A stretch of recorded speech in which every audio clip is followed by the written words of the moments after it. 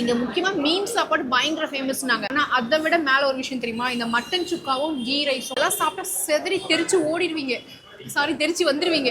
அந்த அளவுக்கு. தூத்துக்குடியில நல்ல மீன் சாப்பாடு சாப்பிடணும்னா இங்க போங்க. நிறைய பேர் சொல்லியிருந்தாங்களா. ஃபர்ஸ்ட் போனா ரெஸ்டாரண்ட் செம்ம காலியா தான் இருந்துச்சு.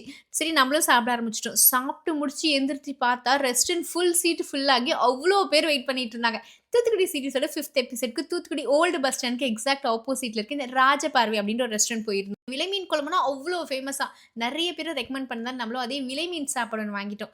சாப்பாடோட கூட்டு பொரியல் இதுலேயே மீன் குழம்போட ஒரு பீஸும் சேர்ந்து வந்துடும். சாப்பாடு அன்லிமிட்டட் எவ்வளோ வேணா வாங்கி சாப்பிட்டுக்கலாம். அதோட விலை மீன் வறுவல் எக்ஸ்ட்ரா வாங்கியிருந்தோம். நல்லா திக்கா புளிப்பான மீன் குழம்பு.